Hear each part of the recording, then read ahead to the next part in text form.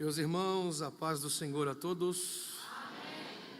Minha alegria de poder conhecê-los, meu coração honrado pela honra que vocês têm,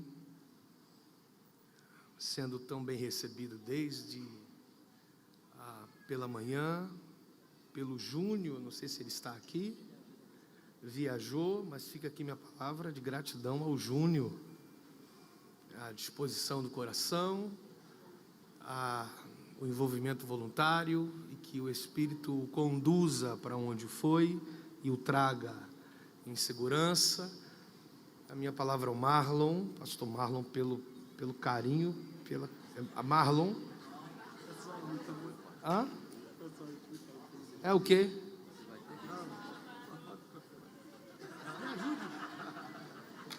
Me ajude. Receba, é o quê?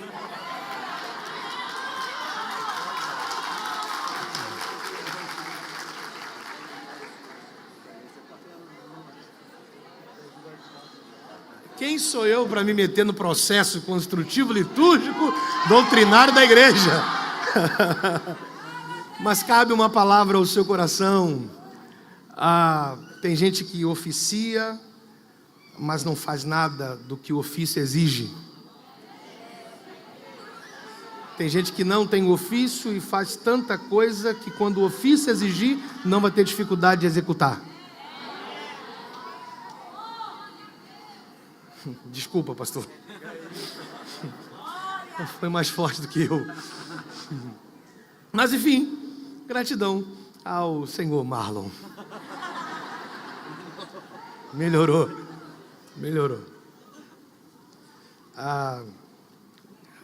Obrigado mesmo, gratidão. Tanta gente para você trazer. Ainda bem que hoje é o segundo dia, né? Ainda tem mais outros dias. Então o que não aconteceu hoje, fique tranquilo, acontecerá nos outros dias. Não desiste de vir, não. De verdade. Muito bom estar aqui servindo a vocês. Aos obreiros dessa casa que me receberam uma tarde tão constrangedora, ainda mais eu que sou tímido. Gratidão, de verdade. Cara, como é bom te ouvir. Como é bom te ouvir. De verdade. Como é bom te ouvir. E meu coração jubilou quando eu soube que eu te ouviria, né? Mas, pastor Jonatas, como eu lhe disse lá fora, o senhor teria todas as prerrogativas possíveis para não estar conosco aqui. E como presidente, cancelar. Mas essa igreja tem provado mais uma vez o quanto tem valido a pena ser pastoreado por alguém que mesmo de luto consegue exercer o ofício. Porque pastorear e apacentar são muito distintos o processo. Não tem nada a ver uma coisa com a outra. Pastorear é uma coisa e apacentar é outra. Né? Pastorear e o pastoreio é distinto no processo. E o apacentamento fala de começo da manhã, onde se reúne todos e leva até o pasto. E o pastoreio fala de fim da tarde, onde pega uma. Tem muitos líderes que são bons apacentadores, mas têm dificuldade de pastoreio. E vocês são privilegiados, porque você tem alguém que pastoreia-os e apacenta-os. Qualquer um de nós não viríamos hoje, nem ontem.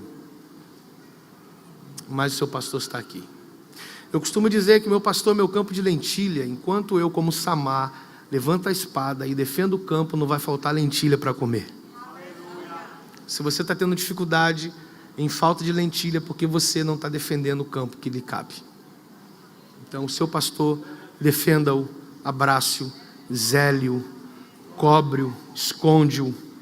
Quando ele passar por esse corredor e não te cumprimentar, quando acabar o culto, venha cumprimentá-lo, porque pastor é homem, é ser humano. Deixa eu terminar por aqui.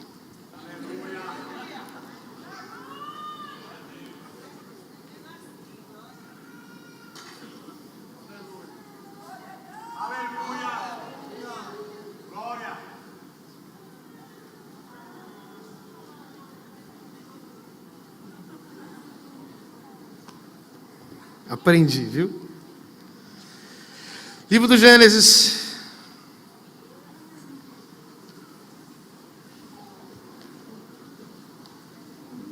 Gênesis 37.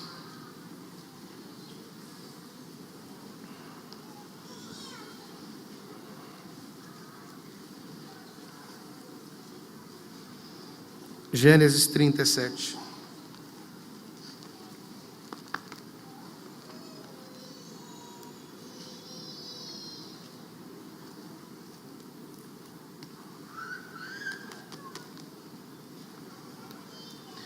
Gênesis 37, versículo 15, em sua primeira parte apenas.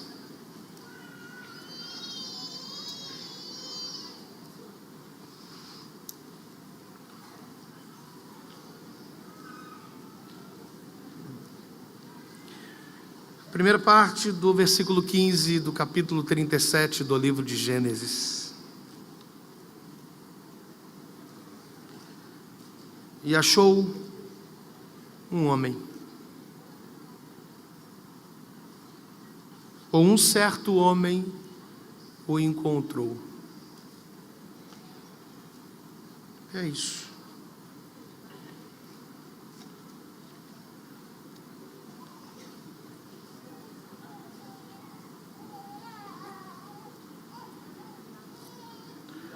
E achou um homem, um certo homem o encontrou.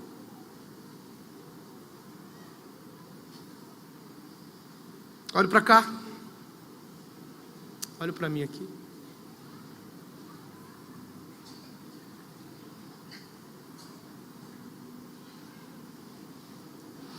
Palavras de Jacó a José. Seus irmãos saíram de Hebrom e foram apacentar o meu rebanho em Siquém. Vem, enviar-te-ei a eles. Uma vez saindo de Hebrom, indo para Siquém, encontrando-os, procure saber como eles estão. E logo em seguida procure saber como vai o rebanho.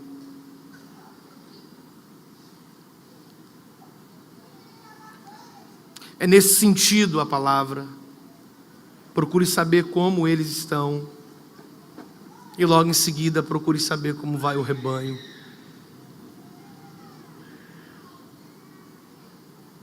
Vinte horas de viagem ininterrupta, cansativa, o suficiente que poderia, de certa forma, comprometer o rebanho, uma vez que, não havendo a negligência com o conceito do processo do erro, mas sim negligenciando os limites distrital de Hebrom, fazendo valer as 20 horas de caminhada ininterrupta, cansativas, se sujeitando à tal da erva nutritiva que havia em Siquém, quando em Hebrom também havia um tom de aventura. Seus irmãos saíram de Hebrom e foram para Siquém, estão apacentando as minhas ovelhas lá. Diferente de você, eu estou mandando você para lá. Você vai sair de Hebrom e você vai para Siquém.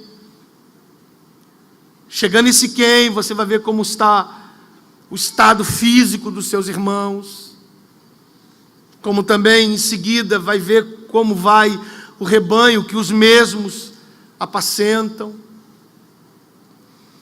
Terminando de ver como vai o rebanho, retorne para Hebrom. Então essa é a palavra de Jacó a José. Eu vou enviar você de Hebrom para Siquém. terminando de fazer o que tem que ser feito em Siquém, retorne para Hebrom. José simplesmente diz: eis-me aqui. É uma caminhada muito distinta, preocupante, exigente demais, já que o mesmo desconhecia a geografia de acesso, mas sobretudo ele estaria debaixo da palavra do Pai. Sai de Hebrom, vai a Siquém, faça o que tem que fazer e retorne, saindo de Siquém e voltando para Hebrom. A título de tocar o devido rebanho, os seus irmãos gastaram 20 horas. José gasta um pouco menos, porque ele não tem ovelhas para tocar até lá, mas é uma viagem muito cansativa.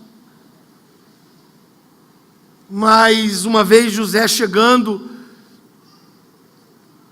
em Siquém, não se importa, ainda que cabia a ele o direito de um possível descanso, já que o acesso a Siquém o cobrou fisicamente, mas ele não descansa, ele simplesmente quer cumprir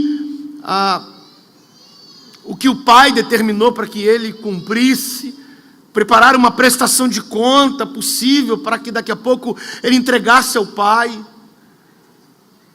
A extensão geográfica de Siquém é funcional a rebanhos, então José não tem ideia aonde encontrá-los, e ele vai começar a procurar. Ele vai procurando, o perímetro de ação vai diminuindo. Quando ele não acha no pasto que agora passou, tem um próximo pasto, e ele vai sujeitando essa procura, isso vai cobrando dele fisicamente, até que José começa a andar errante pelo caminho. A expressão errante é literalmente perder o equilíbrio. José está sem força alguma, mas ele é muito insistente, ele precisa achar os irmãos, ver o físico de cada um, e depois saber como vai, estruturalmente falando, o rebanho do seu pai, sobre os cuidados dos seus irmãos. Ele começa a ficar muito cambaleante, isso cobra ele demais.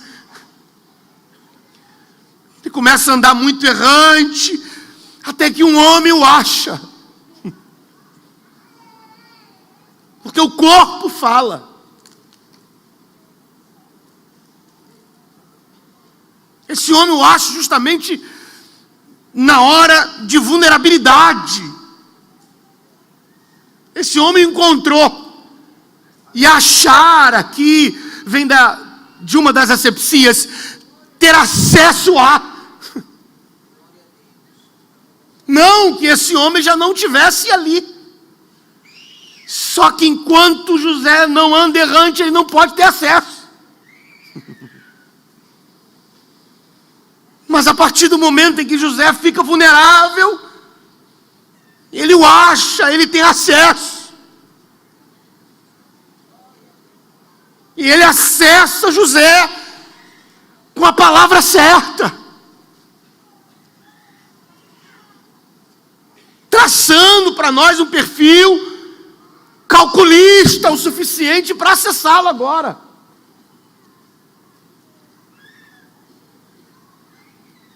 Porque ele não acessa-o de qualquer maneira. A pergunta revela o quanto foi calculado para chegar nessa hora. Porque o corpo fala. Há indícios em José que reporta-nos a pergunta desse homem, que foi suficientemente bastante para ter acesso. A quem procuras?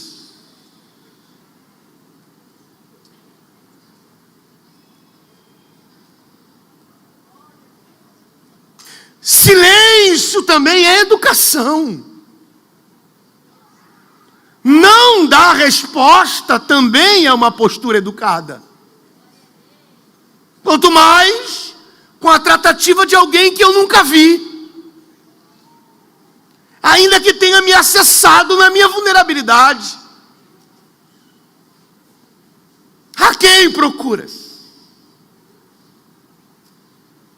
A pergunta que constrói a resposta dentro de quem está sendo acessado por ela.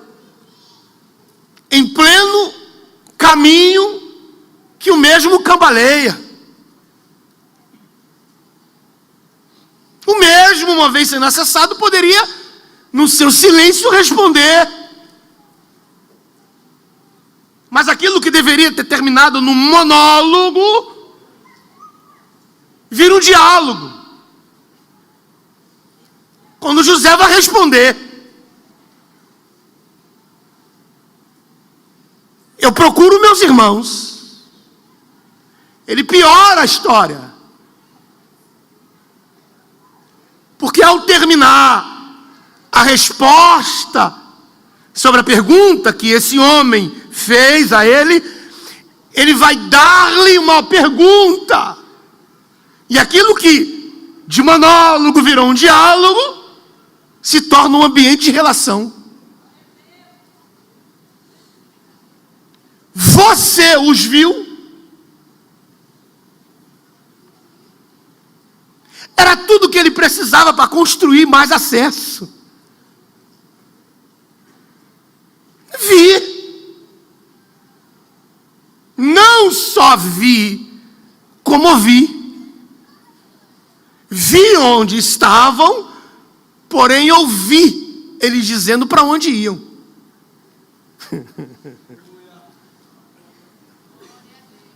Eles estavam aqui. E eu ouvi eles falando que iam sair de Siquém, iam para Dotã.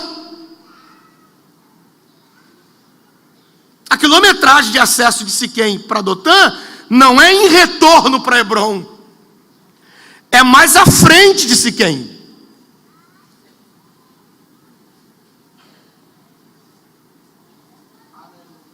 Palavras de Jacó a José. Seus irmãos estão apacentando as ovelhas em Siquém. Vem que eu vou te enviar de Hebrom a Siquém, para ver como eles estão, como também vai o rebanho. Terminando, volte para Hebrom.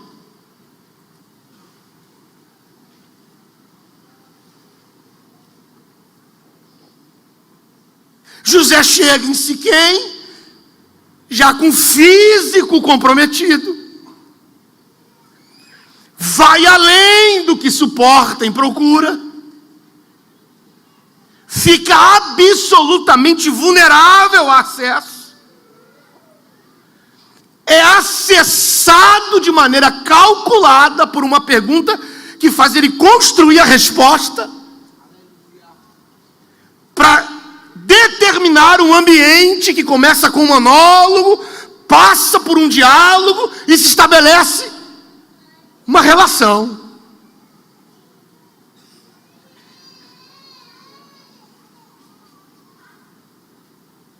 José simplesmente ouve um homem que não conhece, não se tem nome, não se sabe de onde, não é porque ele está em Siquém que cabe a ele a origem da região,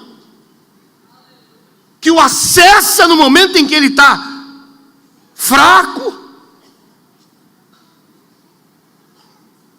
Simplesmente faz com que José saia de Siquém e vá para Dotã. Sabe qual é o nosso problema? É que a gente filosofou muito a crise a partir de agora da vida de José, num tom de poema, quando caberia entendimento à verdade que é absoluta no texto. crise que José viveu depois que rompeu o limite que o pai deu.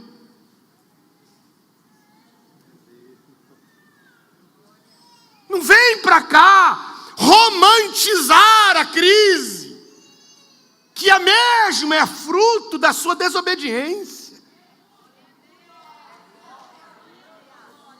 Não vem para cá agora que você pisou em Dotã e as coisas tomaram outro rumo, dizendo que o que você está passando de maneira desordenada faz parte do processo de maturação para o cumprimento de um possível sonho.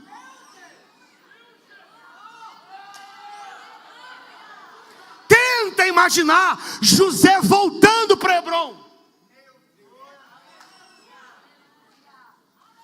Tente enxergar José, ainda que tendo o encontro com esse homem absolutamente distinto e desconhecido, que o acessa da maneira certa, porque ele sabe como acessar.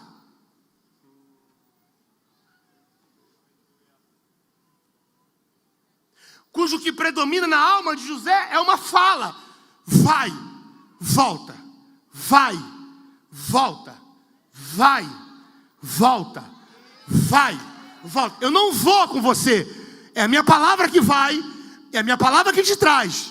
Vai e volta, vai e volta.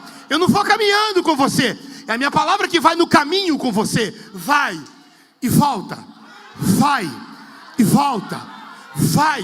É a palavra do Pai, não é a palavra de um amigo, é a palavra do Pai. Não é a palavra de um colega, é a palavra do Pai. Vai, volta, vai, volta, vai, volta. Simplesmente a palavra do Pai é desconstruída por uma fala de um desconhecido.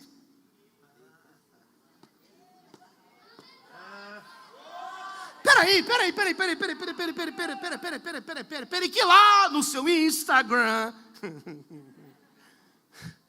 tem 3 opções quando você recebe a mensagem de quem você não conhece: geral, principal e bloqueio.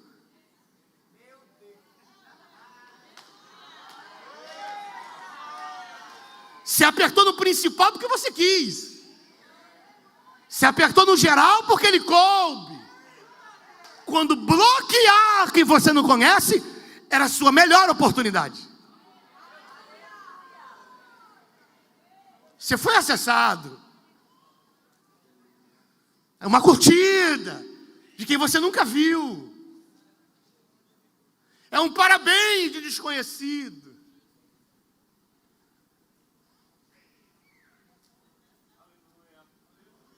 E aquilo que deveria ter terminado ali, no filtro da vida cristã, a gente trouxe para uma relação, achando que somos bons para administrar. E aí eu não posso reclamar por eu ter colocado no geral e no principal, se Deus me deu a oportunidade do bloqueio. José tinha condições o suficiente, debaixo de uma educação paterna, de virar as costas, me dá licença, segue a vida. Não, parou para dar ouvido. Se permitiu ser acessado. Respondeu, perguntou, se aproximou. A fala do pai está sendo de maneira tão sutil, sorrateira, sendo desconstruída aos poucos. Aonde a voz que predominava de maneira audível e com temor e tremor não passa de eco. Volta, volta, volta. Vai, vai. Quando agora o que predomina é vai para Dotã. É a partir de Dotã que você vai ler que José conheceu a maldade dos irmãos. Porque em Hebrom ele só conhecia as invejas.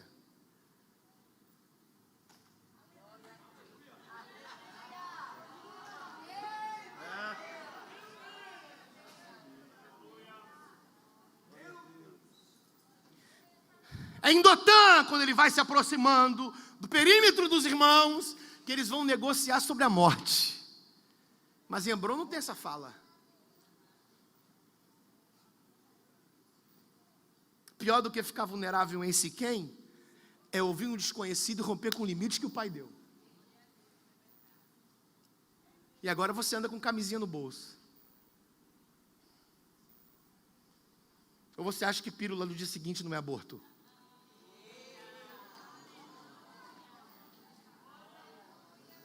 Porque você sabe o risco que você corre quando rompe o limite.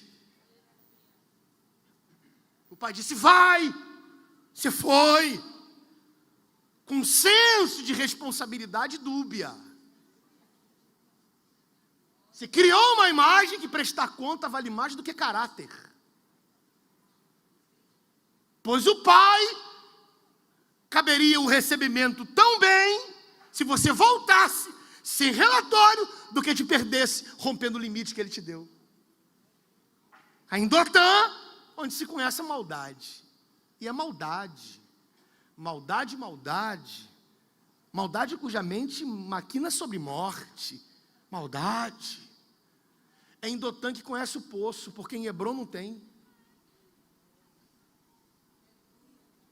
É em Dotã que vão arrancar a roupa dele, porque em Hebron ninguém tocava na túnica.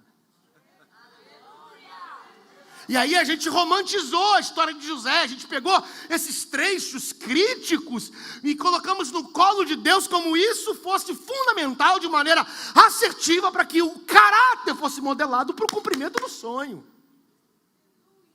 Fizemos do resultado dos nossos erros e decisões equivocadas algo para nos deixar um pouco mais flexível ao bel prazer no distanciar do processo do arrependimento, filosofar essa ideia de que eu tive que viver isso porque depois vou viver aquilo. Aonde?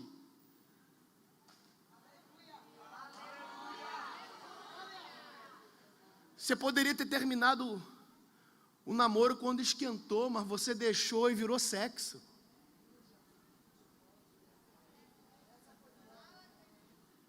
Quando passou a mão, você, opa, para. Aqui não. Aqui eu te amo. Então prova sem me tocar. Porque a gente já vai casar mesmo, porque a gente está noivo. Então prova até o dia do casamento sem beijo. Porque o negócio já está quente.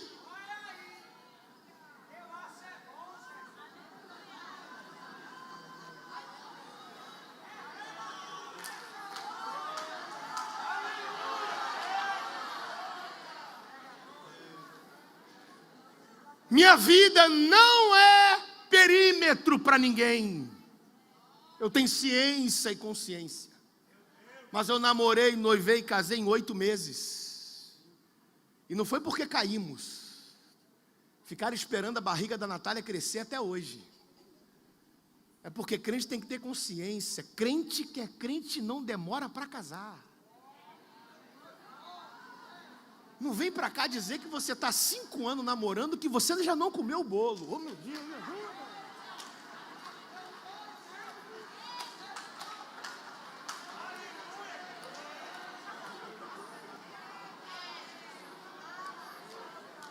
Não está santo aonde? Vai procurá-lo quando?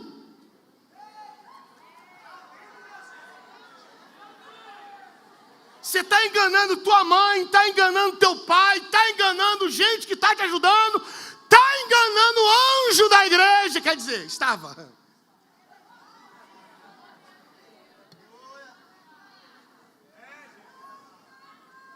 Não, é porque faz parte do processo.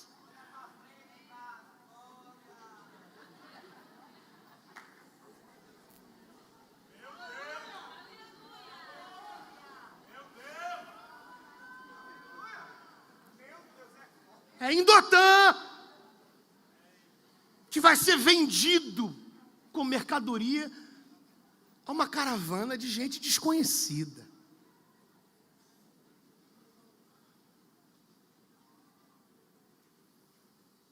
Aliás, pegavam a roupa dele e a mancha de sangue de animal, vão apresentar ao pai a roupa suja. E a construção da ideia é do pai, não é dos irmãos. Você conhece essa túnica? Conheço. É de José. Preste atenção no psicológico abalado do pai. Uma besta fera o devorou. Como é que uma besta fera vai devorar alguém que é dono de uma túnica e não vai rasgar a túnica que devorou o que era dono?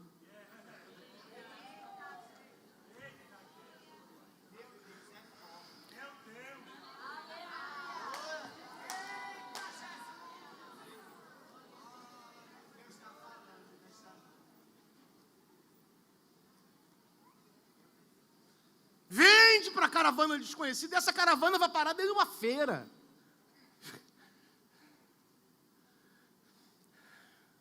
José virou mercadoria de feira. Tudo que se tem preço perdeu valor. A narrativa aqui é essa, onde se põe preço naquilo que já foi desconfigurado o valor. E a gente é capaz de olhar para essa fase ruim da vida de José e colocar Deus responsável. Como seria a história de José se ele voltasse de Hebrom, gente? Se ele voltasse de Siquém para Hebrom?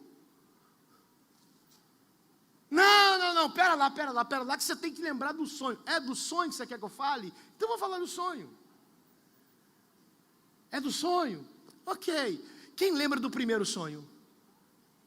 Sonhei! Vai piorar, já que você quis tocar no sonho. Estávamos. Não é singular, é plural. Então a prerrogativa para acontecer qualquer coisa tem que estar no meio deles, não longe. Estávamos no mesmo campo, é um campo para todos. Então eu não posso sair dessa geografia. Entendeu não? Já que é o sonho que você quer tocar. Estávamos no mesmo campo, cada um de nós tínhamos um olho de trigo. Então não é falta de campo, não é falta de unidade e não é falta de resultado. Só que o meu ficava em pé primeiro. É normal, é o normal da vida, é o ciclo da vida. Hoje é o meu, depois o seu, depois o dele. Para mim é pior, porque hoje é o meu. Quando chegar o seu, eu vou ser o último. Ah, tem um outro sonho. Então vou falar do outro sonho. Sonhei que 11 estrelas, o sol e a lua, vinham. Eu não ia.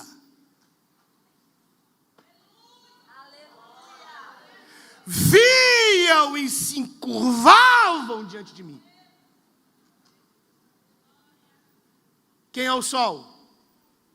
Quem é o sol? Responde rápido, quem é o sol? Quem é o sol? Quem é a lua? Quem é a lua? Quem é o pai? Quem é o pai? Responde, quem é o pai? Quem é a lua? Como é que você diz que a lua é mãe se ela morreu quando o Benjamim nasceu?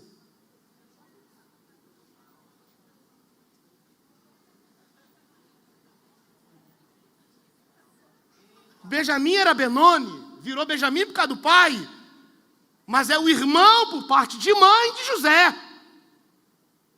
Morreu quando nasceu Benjamim. Como que você diz que o pai é o sol, se o patriarca não se encurva, só abaixa a cabeça? Aí você tem que voltar lá em Gênesis, na criação. Deus criou o luzeiro maior para governar o dia. Deus criou o luzeiro menor para governar a noite. Deus está falando, governo. Eu vou trazer governo para a tua mão. Sol, governa o dia. Lua, governo da noite. Você não vai precisar sair da onde você está. Respeite o limite. Zele pela geografia do Pai. Você não vai precisar correr atrás. Eu vou trazer um governo. Eu vou trazer o governo. Não entendeu o sonho. Não entendeu. José vai ser vendido numa feira. Vai parar no Egito. Vai parar dentro de uma casa de um homem. E aí é muito perigoso quando você lê dentro da casa de Potifar. Tudo que José colocava, Deus o abençoava. Isso é perigoso. Porque a bênção de Deus não pode ser prerrogativa para continuar errando.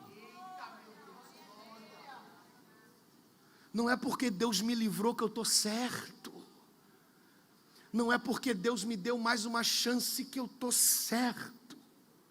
Não é porque as coisas agora que eu estou colocando a mão está dando certo que eu estou certo. Eu posso estar vindo de uma sequência de erro e Deus ainda assim me permitindo viver coisas tão sensíveis a ponto de fazer com que eu me desperte. Olha onde que eu vim parar.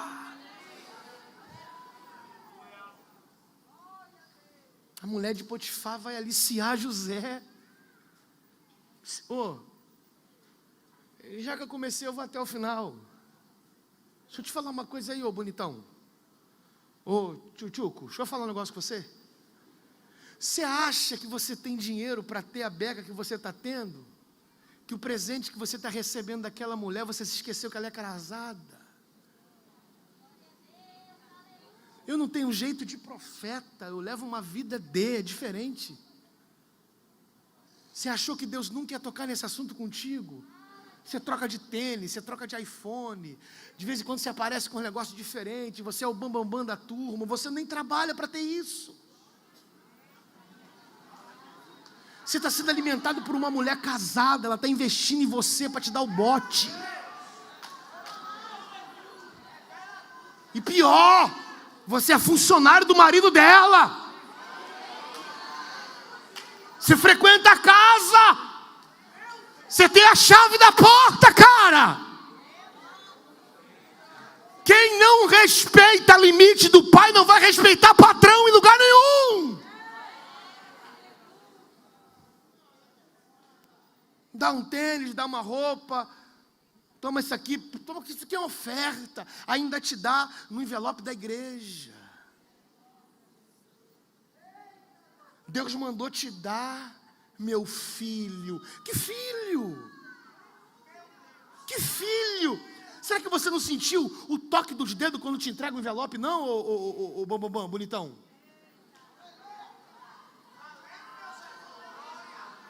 Seu filho que eu não tive. Acaba os seus estudos, que eu vou pagar a tua faculdade. Você acha que ela quer o quê com você? O marido dela é eunuco.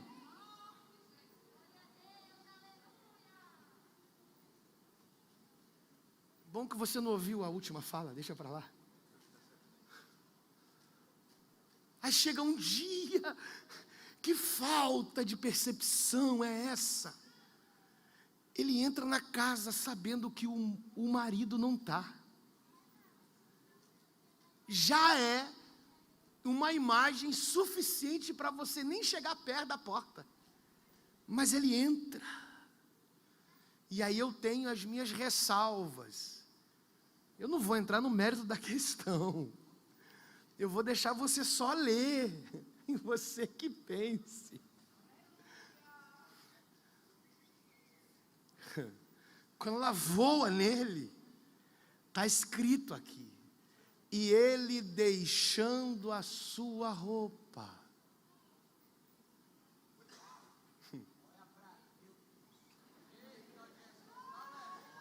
Deixando. Sabe o que vai acontecer? Vai ser preso. Espera aí. A vida é assim. O pai te impõe limite sem grade. Porque o limite do pai é de relação, não é de imposição. Não respeitou limite em Siquém, vai ter que respeitar o limite da grade.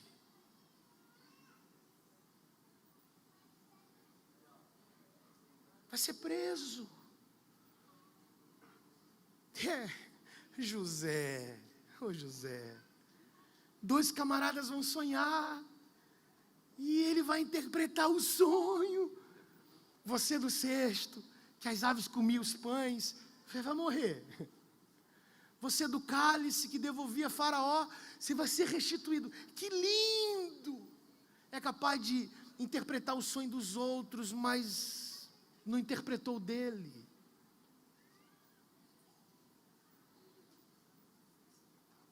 As coisas vão tomar um rumo tão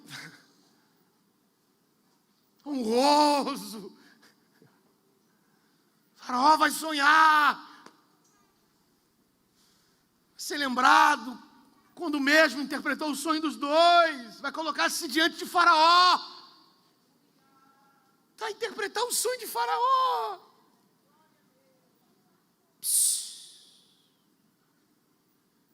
Quando chega a hora dessa honra, ele sai da prisão, tem que se barbear.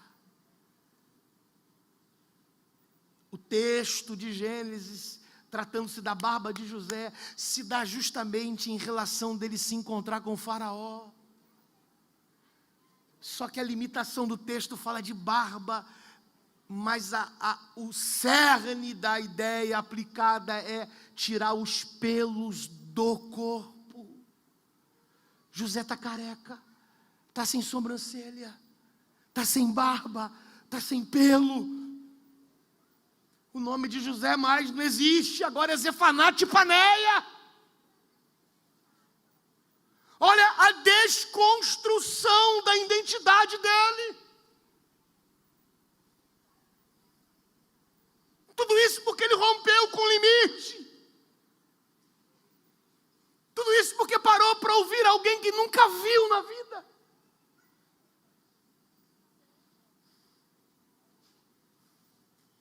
Seu pai e a sua mãe podem não ser cristãos, mas ainda é autoridade sobre você. Respeita a voz do teu pai, respeite a voz da tua mãe. Provérbios 30, 17. Aquele que não respeita pai e mãe, as aves de rapina vão arrancar os seus olhos e as águias vão comer eles.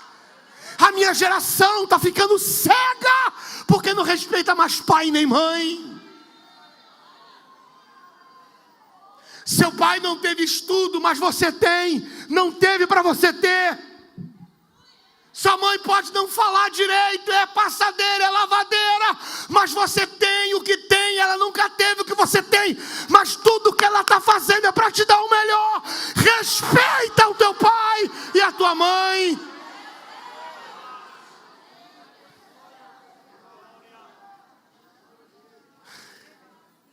Eu me incomodo, e desculpa, é um desabafo. Posso não?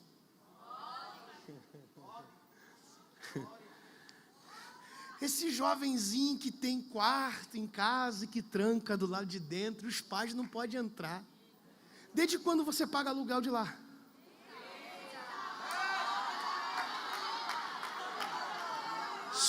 Ô papai, mamãe, pisa na porta, arranca ela, bota a cortina. Pai pode entrar no quarto do filho sim. Joga as gavetas no chão, revira a roupa, revira o armário.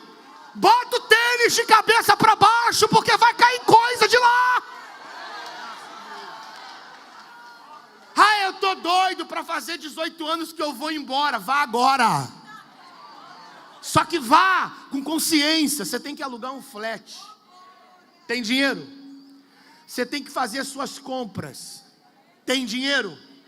Você tem que trocar o teu telefone, que é o teu capricho. Tem dinheiro? Você tem que pagar os teus cursos, tem dinheiro? Você tem que comprar suas roupinhas, você tem dinheiro. Você tem que fazer teu cabelo, você tem dinheiro. Você tem que botar tua unha, tem dinheiro. Você tem que trocar de sandália, tem dinheiro. Tem que trocar de saia, tem dinheiro. Tem que trocar de calça, tem dinheiro.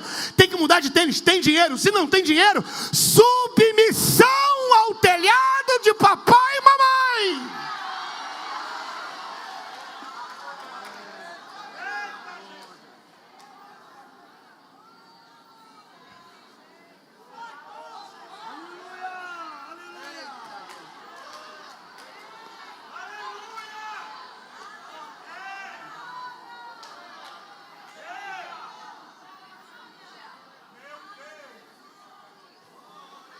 Não é mais José, agora é Zefanate e Paneia. Perdeu a identidade. Perdeu a forma. E o pai de um luto, criado por uma história dele, por aquilo que os filhos ofereceram. Mais de 20 anos em luto por uma morte de quem não morreu. Você acha que Zefanate e Paneia é bonzinho?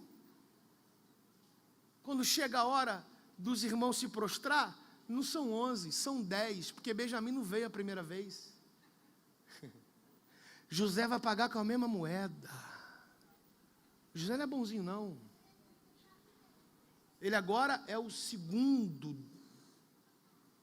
homem do Egito. Faraó não podia fazer dele faraó. Isso não existe. Cria-se, coloca-o. Só que fisicamente ele é uma entidade do Egito. Ele tem lápis na sobrancelha, tem lápis na boca, tem pendentes. Veste uma tanga, tem umas sandálias grandes. Ele é Zefanate e Paneia. Ele tem que se apresentar como tal. Ele não é qualquer um no Egito. Ele responde para o faraó. O Egito presta relatório a ele. Ele que vai administrar o processo do Egito. Os irmãos chegam, ele vai pagar com a mesma moeda. Aí ele vai perguntar assim: são só vocês? Eles de joelho, de cabeça baixa, vão dizer: temos mais um que ficou, porque um morreu. Suscita mais. José precisa ver Benjamim, porque é a representatividade da mãe.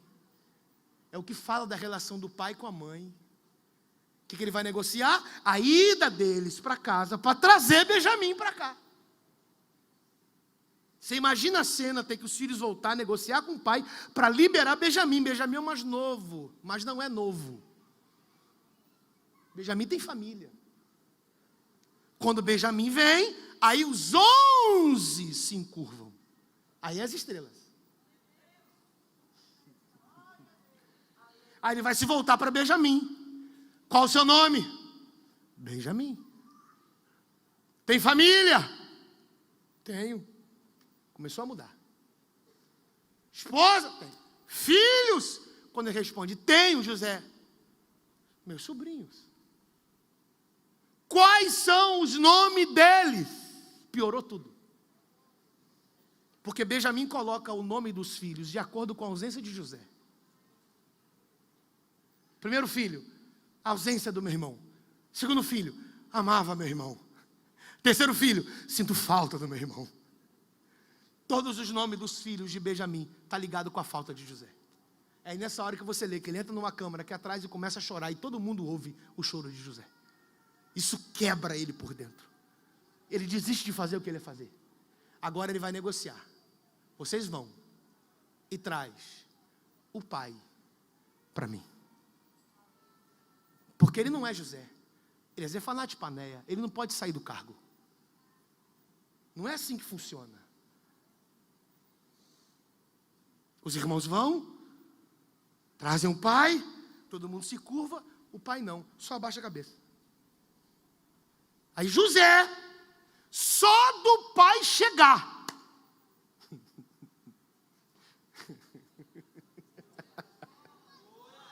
O pai só chegou, não falou nada, só a presença do pai fez José abrir a boca, colocando a posição em não harmonia com o que vai ser dito.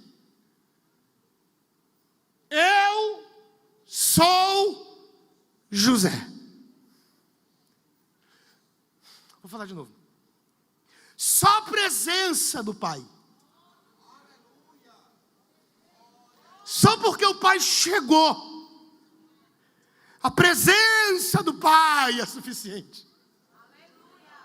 Já traz a identidade de José de volta. E faz José falar.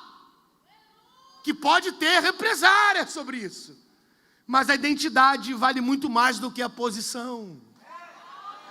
A identidade vale muito mais do que possíveis cargos, cadeiras. Quem eu sou vale muito mais do que eu tenho.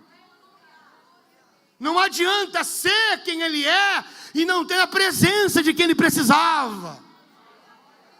Quando José abre a boca, eu sou José. O pai levanta a cabeça. E agora vai piorar.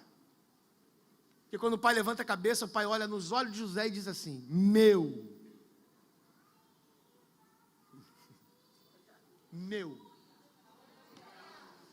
Ah, mas é o segundo do Egito. É meu. Desrespeitou o limite, mas é meu.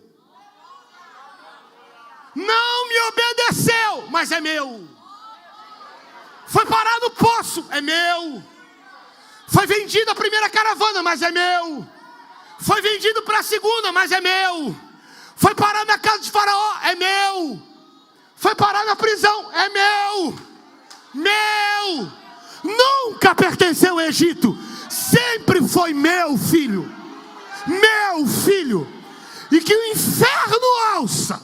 Eu não sei o que você viveu até hoje, mas que o inferno ouça. Meu filho José. Meu filho. Meu filho. Rataia. Levanta a mão, por favor. Jesus, o que é isso? O inferno está dizendo: é meu. Eu puxei ele para cá. Mas o pai está dizendo: é meu. Meu filho. Meu filho. Meu filho. José. Nessa hora, os irmãos que não conheceram ele de início, quando vieram os 10, levantam a cabeça, o texto diz: e todos o conheceram. Porque a presença do pai trouxe a identidade de volta, mas a voz do pai o configura de novo. Agora os irmãos vão olhar e vão dizer: é ele. É ele. É ele, é ele, é ele, é ele. É ele, é ele. E agora deixa eu dizer: o mal que vocês me fizeram. E aí não me compete, não é minha prerrogativa, é de Deus. Deus transformou. Porque se ele não fizesse,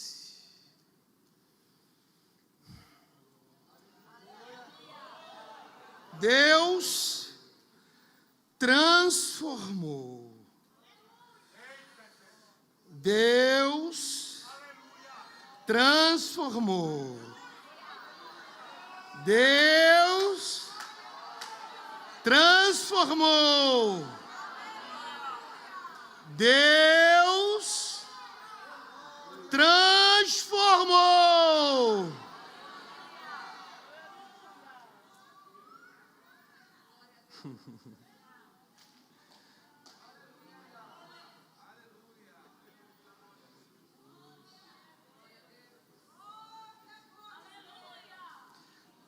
Ao findar do labor dessa vida, quando a morte se ao seu lado chegar. Que destino há de ter tua alma?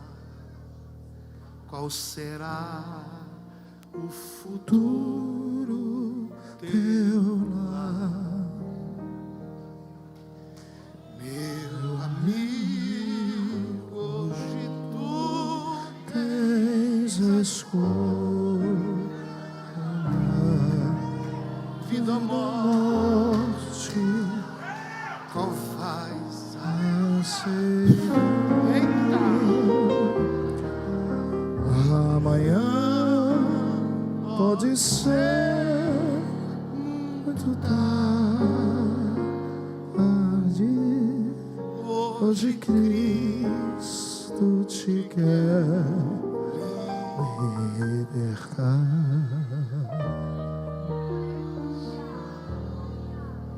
Tu procuras a paz neste mundo,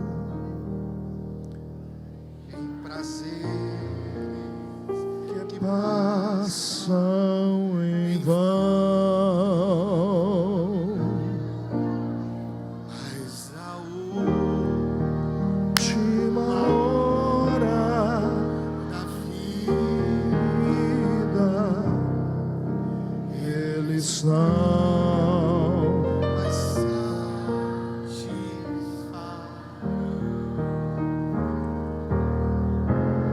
Meu amigo, hoje tu tens a escolha, vida ou morte, qual vais aceitar? Amanhã pode ser muito tarde. Hoje Cristo te quer libertar.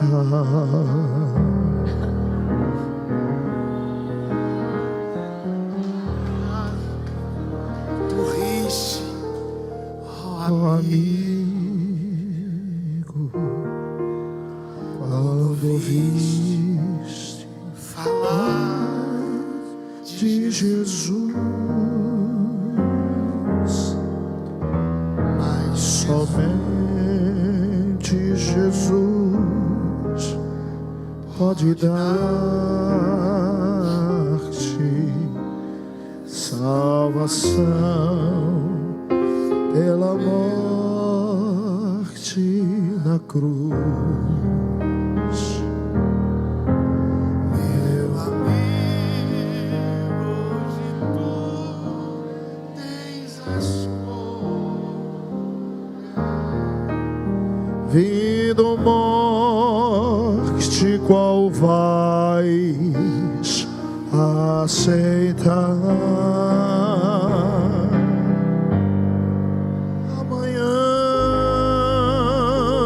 Pode ser muito tarde. Hoje Cristo te quer.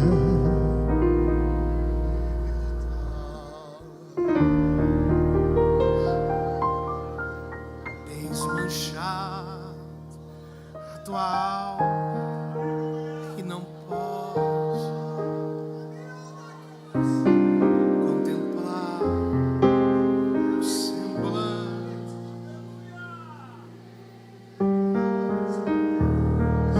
Só os crentes de corações limpos poderão ter o gozo nos céus. Meu amigo, hoje tu tens a escolha, vida ou morte, qual vais aceitar?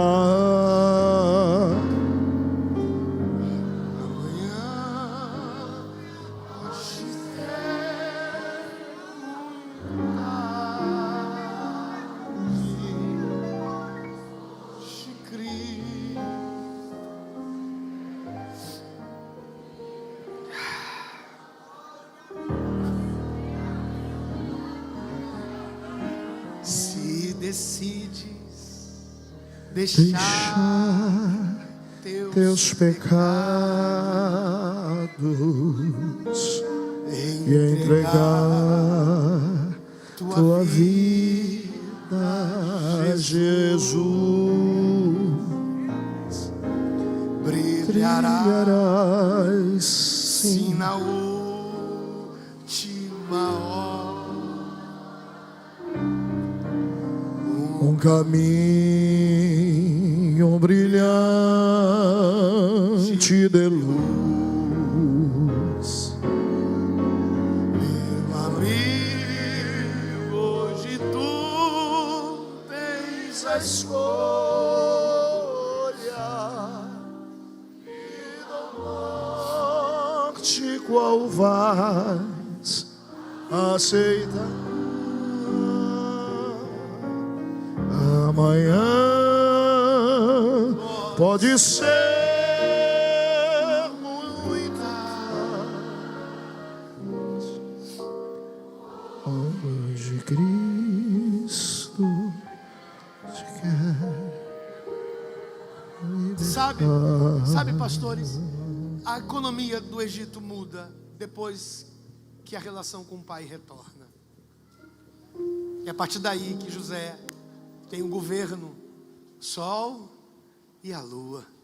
Porque não tem como cumprimento de sonho sem a presença e a voz do pai de volta. Não tem. No ápice do governo de José, ele vai abrir a boca e vai dizer: Deus visitará essa terra. O governador virou profeta. Deus visitará essa terra. Eu não vou estar aqui quando Deus visitar a terra. Faz um favor para mim. Bota os meus ossos dentro de uma caixa e leva os meus ossos daqui, porque depois que Deus visitar aqui, Ele vai embora. E o que vai ser dos meus ossos sem a presença? Até os meus ossos precisam da presença. Eu sei que vocês vão ter tanta coisa para carregar, mas carrega o meu osso. Segue a vida com o meu osso. Carrega o peso dos meus ossos. Bota no ombro o meu osso. Coma do lado do meu osso. Caminhe do lado do osso. Entra no deserto carregando o meu osso. Eu sei que vocês vão ter a arca, mas bota o meu osso do lado. Carrega ele.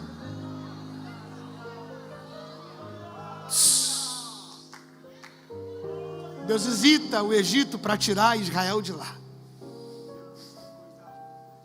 São mais de 3 milhões de pessoas, muito mais. O faraó decide colocar uma paga em dia. Divide aí o que a gente tem de ouro para todos eles. Só que o faraó acha que a riqueza do Egito é o ouro.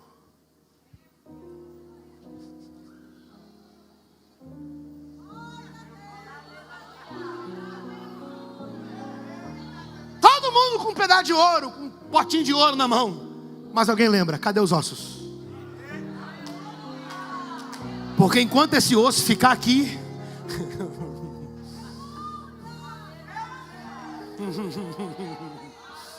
vamos carregar os ossos.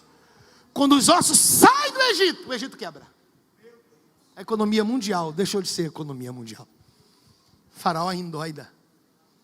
Começa a querer ir atrás do povo para querer o ouro de volta. Mas se ele pegasse o ouro e não levasse os ossos? Agora, quer uma verdade? Me incomodou. Depois de tudo que fizeram, vão pegar os ossos de José e vão enterrar.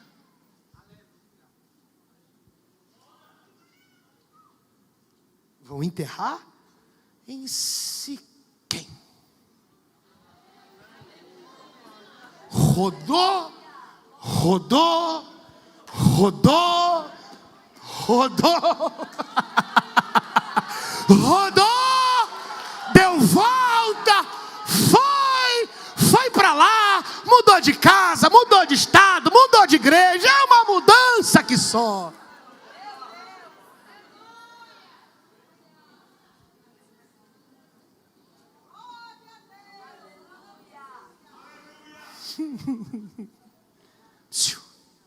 E aí?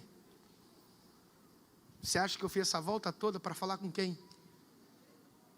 Ô Zefanate Paneia? Ou desconfigurado? Ou falta de identidade? Hã? Vai viver nessa vida até quando, cara? Quando um dia eu decidi não querer mais subir no altar, eu sentei com a minha esposa e disse, eu não quero mais essa vida. Final de abril agora eu faço 23 anos pregando. Eu não quero mais. Eu não quero porque eu não tenho trejeito disso. Eu não tenho nome disso. Eu não tenho mania disso. Eu tenho TDAH, eu sou tímido. Eu sou improvável para isso. Eu não quero mais. Ela disse, eu também não quero. Se você não quer, eu também não quero. Minha esposa foi a primeira porta-bandeira mirim do estado do Rio de Janeiro. A minha esposa foi a primeira globeleza do Brasil quando era vestida. Minha esposa desfilou em todas as escolas de samba. A família da minha esposa é tradicional do samba do estado do Rio de Janeiro. A avó da minha esposa, a saudosa Natália também, que vem a ser filha na fé da minha esposa, ela que começou a folia de trem no Rio, porque não tinha sambódromo, era folia de trem, saía de Santa Cruz, até o centro do Rio, até que o governo dá o sambódromo. Foi a avó da minha esposa que inaugurou isso. Minha esposa cresceu no samba. Ela estava dentro de um roncó, sendo preparada para assumir o maior centro espírita do estado do Rio de Janeiro. Quando o meu sogro se converte, e Deus diz para ele, compre 2 Bíblias, dá uma para Paulo César e outra para Natália. Ele não sabia onde a Natália estava, até então não podia saber. Ele nunca gostou disso. A avó da Natália era babá de terreiro, 44 anos babá de terreiro. Meu sogro chega, aqui, dá para Natalinha esse presente dentro de uma caixa. A avó não sabia o que era. Ela foi no centro, entrou no roncó, falou, ó, seu pai mandou um presente para você.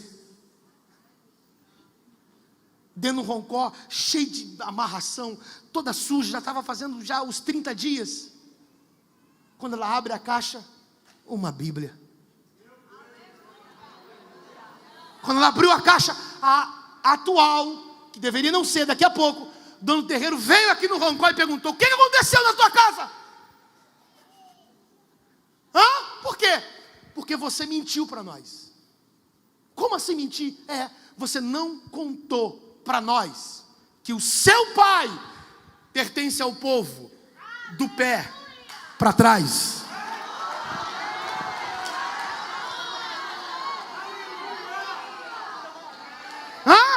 Como assim? Você não contou que o seu pai pertence ao povo do pé para trás. Por quê? Porque reza de crente é pior do que macumba. Porque tudo que a gente faz aqui, eles viram o pé para trás lá. Agora a gente tem um problema. Teu pai não pode encostar em você em hipótese alguma. Porque se ele encostar, vai desfazer tudo. Você vai ter que voltar para cá e refazer tudo de novo. Tinha 3 portas. Seu Zé entrava por uma, ela saía por outra. E naquela correria, até o dia que ele chegou cedo, prefeito, ela estava dormindo. Ele entrou no quarto e fez uma oração muito simples, primeira dama. Deus, tua palavra diz que filhos é fruto do ventre. É meu galardão, porém, herança do Senhor. A Natália acorda. Que isso, pai? Não sei o quê. Na época quem tinha telefone era rico. Que se comprava. Lembra? Quem lembra? Pode levantar a mão que está velho. Ligaram. A avó ligou e falou, ó, aconteceu um negócio aqui dentro diferente. Dali Natália se converteu. Em 30 dias. Ela não podia vestir preto nem comer algumas coisas. Ela estava vestindo preto e comendo tudo que não podia. A avó de Natália olhando. Meu sogro chega e fala, e aí, tia Naga, o que está acontecendo? O que falta para você aceitar Jesus? Ela, nada. Eu estou há 30 dias vendo essa menina vestir o que não pode, comer o que não pode, o Deus dela é maior do que o meu. Eu estou desfazendo agora o centro. E estou indo para o lado da minha neta. Em 30 dias Deus salvou a família da Natália. Você imagina depois disso tudo a gente dizer, não quero mais. Foi doloroso demais. Eu carrego essa marca até hoje. O meu Samuel deveria estar comigo aqui com 15 anos de idade. Deus matou meu filho. Em cada um Deus trabalha de uma maneira. Cada um Deus tem uma forma de trabalhar. Mas se o propósito foi estabelecido, Ele não perde. A gente continuou rebelde. Eu tenho problema na válvula mitral em 2008. Deus me cura tocando um trompete. Um camarada doido tocou um trompete no meu peito e Deus me curou. A válvula mitral já tinha sido encomendada. Eu ia abrir o peito, substituir a válvula pela mecânica ou pela de boi. Eu encomendei a de boi. A mecânica era muito cara. A de boi, abre o peito, substituía a cada 10 anos. A mecânica a cada 30. Deus me curou. Eu ainda assim muito rebelde. Em 2009, Deus levou o meu segundo filho. 2010, 11, 12, 13, 14. 7 entradas no centro cirúrgico com a minha esposa. 2017, 2018, 2019 são os piores anos da minha vida. Eu entrei numa depressão profunda. E eu só falo isso porque está na internet. Foi difícil demais. Eu fui parar no fundo do poço. Uma depressão que em 7 dias trancado no quarto, sem comer, sem urinar, sem defecar, sem tomar banho, sem nada, cheguei a engordar 12 quilos em 7 dias. Até que a minha mulher entrou no quarto, arrancando no sol, acendendo a luz, jogando água na minha cara e falou, chega! Minha mulher é nordestina de Alagoas. Chega! Não quero mais isso aqui! Sai da minha casa! 2019 eu ia me jogar do 7º andar de um hotel em Goiânia. Preparei um vídeo, falei para ela, falei para minha mãe, falei para minha irmã, falei para amigos, falei para pastores. 5 minutos e 20 segundos. Você não tem noção aonde Deus vai para não perder você.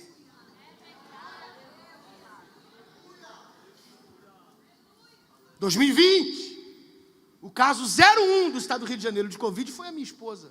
Eu só não fiz merchan. Tem um grupo de WhatsApp de médicos, todo mundo se interagindo com o que estava acontecendo. De repente, dá entrada num determinado hospital, o quadro clínico irreversível, que era o caso 01 do estado do Rio de Janeiro, que era minha esposa. Tinha 30 respiradores no hospital. 30. Hospital particular. O médico me plantão me chamou no canto e falou, ó, só tem uma solução de salvar a sua esposa. Provavelmente se salva. Eu tiro de um paciente e coloco no outro. Porém, esse processo vai te custar 50 mil reais. Eu não tinha. Dei um jeito de falar com ela. Ela falou, nem faça isso. Porque eu não vou saber viver que alguém morreu no meu lugar. Sendo que alguém já foi morto antes disso tudo por mim. Minha mulher é mais crente do que eu, de verdade. Eu aprendi a orar com a minha esposa. A minha esposa tem um grupo de oração que a mais nova é ela. É de 68 para cima. É um grupo de 15 irmãs que ora há 25 anos. Agora que entrou no Google Meet, no Zoom, estão toda boba, elas. Mas elas se ligavam há 25 anos, agora, hein, vamos orar agora, 5 horas. Toda terça-feira, de 11 da noite às 6 da manhã. 26, eu não aguento. É muito argumento. A lista da minha esposa é 172 nomes. São 15 mulheres orando, cada uma com a sua lista. A da minha esposa é menor. Eu falei, o meu nome está aí? Ela não. E o teu? Também não. Falei, por quê? Porque isso aqui é intercessão, não é oração?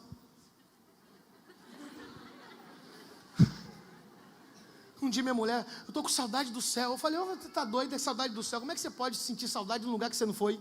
Ela falou, porque o Espírito que habita em mim veio de lá. Toma de novo.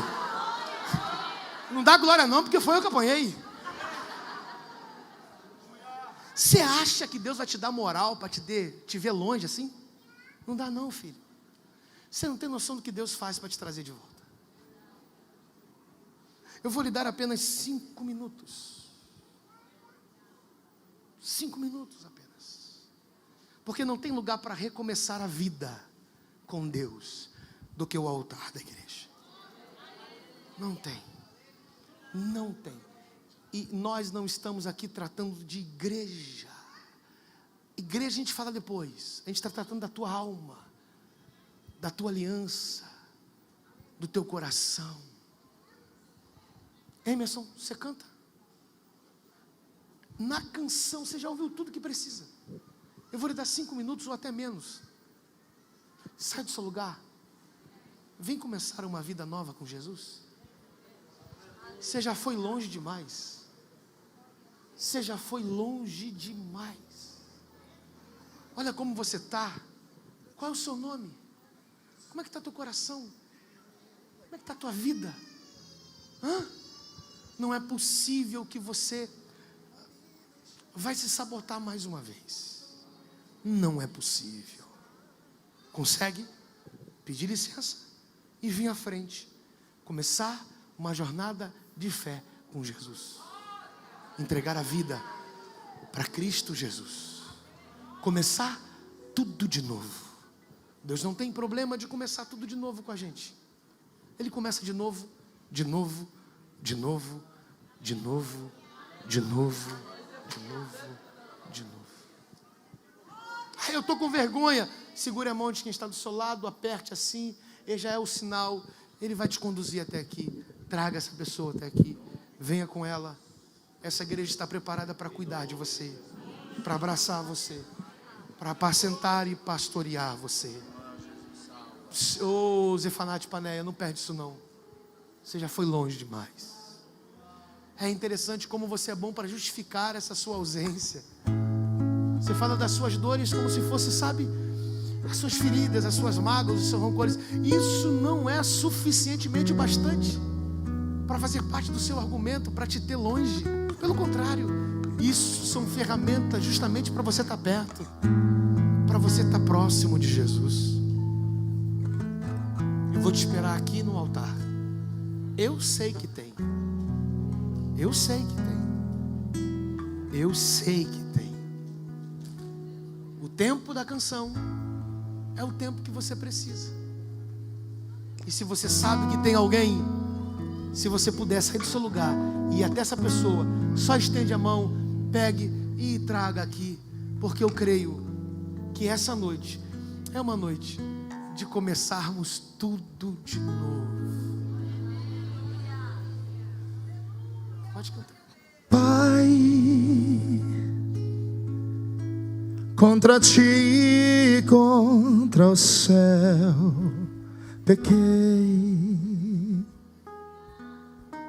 me enchi de mim, me deixei levar, e escravo dos meus erros me tornei.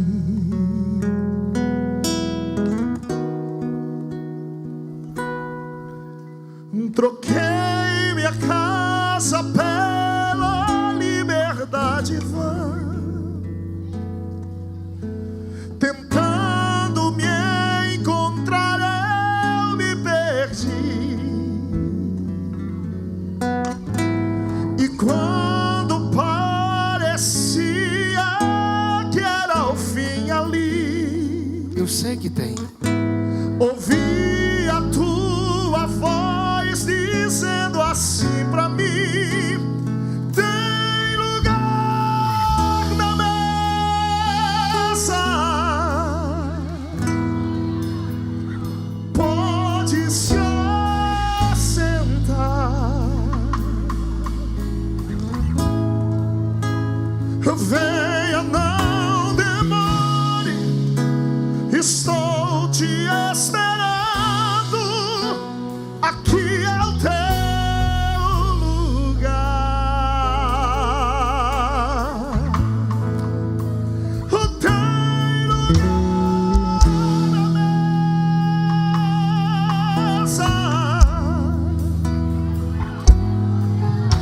Pode se assentar.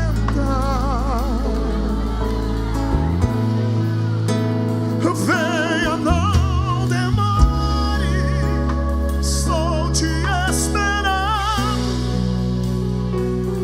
Aqui é o teu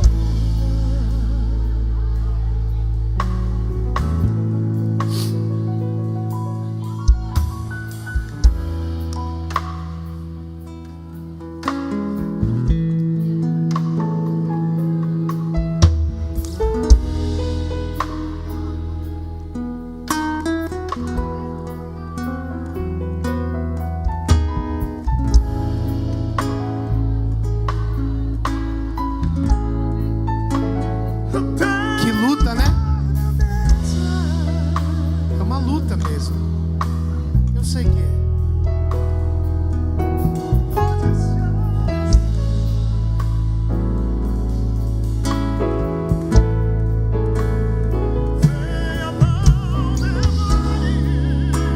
Eu vou tentar te ajudar.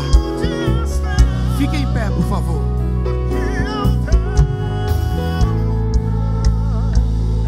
Pronto, agora eu te ajudei.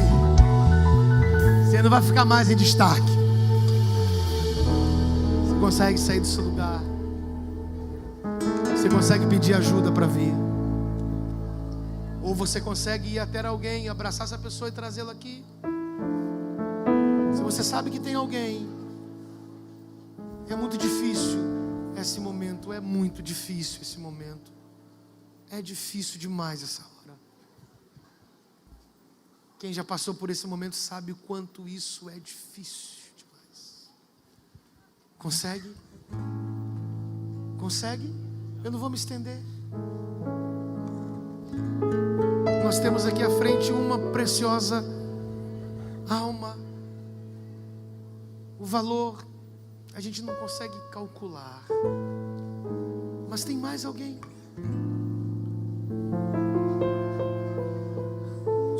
Tem mais alguém. Eu devolvo o microfone a quem de direito. Mas eu queria que de fato você de quase toda se desprendesse. Mas o que vão pensar de mim? Vão pensar de você o quê? arrependi. Você está sempre pensando o que as pessoas pensam. Mas ouvi um E o que Deus pensa de você? Você vai pensar quando?